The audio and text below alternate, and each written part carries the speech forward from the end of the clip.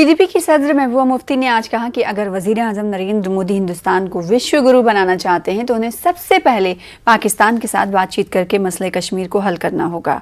महबूबा मुफ्ती ने पीडीपी के 23वें यौम तासीस के मौके पर शेर कश्मीर पार्क में एक जलसे से खिताब करते हुए कहा कि मैं मोदी जी से कहना चाहती हूं कि आप दुनिया के लीडर तभी बनेंगे जब आप पहले कौम को बचाएंगे।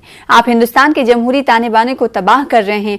विश्व गुरु का रास्ता G20 से नहीं, कश्मीर और सार्क से होता है।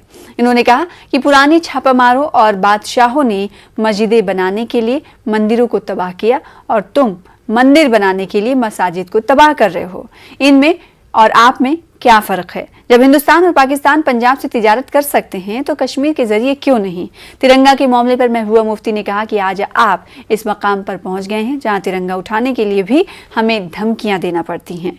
अगर आप दिखाना चाहते हैं तो जाकर चीन के ज़ेरे कब्जा सरजमीन पर झंडा लहरा कर दिखाएं।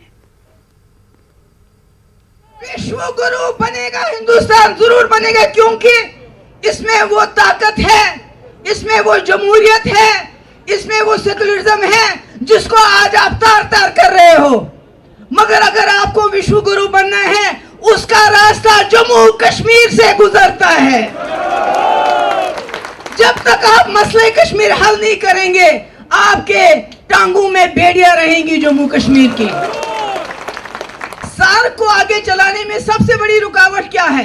पाकिस्तान और हिंदुस्तान के ताल्लुकात। पाकिस्तान का बॉर्डर सिर्फ जम्मू कश्मीर के साथ नहीं मिलता, पंजाब के साथ मिलता है, राजस्थान के साथ मिलता है, गुजरात के साथ मिलता है, मगर गोलाबारी सिर्फ जम्मू कश्मीर के बॉर्डर पे होती है। जंग सिर्फ जम्मू कश्मीर के बॉर्डर पे होती है। 10 लाख फौज सिर्फ जम्मू कश्मीर में है। हमारे लोगों का जीना हराम सिर्फ जम्मू कश्मीर में हुआ है। इसलिए जब तक आप पाकिस्तान के साथ अपने हालात नहीं सुधारेंगे तो जम्मू कश्मीर में ये जो जंग का मैदान बना है, अखाड़ा बना है, ये कैसे खत्म होगा? अगर आप सार्क के गुरु नहीं बन सकते तो विश्व गुरु कैसे बनेंगे? और अगर सबसे बड़ा चैलेंज कोई आपको है या इससे पहले रहा है, जवाहरलाल नेहरू से लेके आज तक, वो जम्मू कश्मीर का मसला हल करना है, इसके बगैर और कोई नहीं है।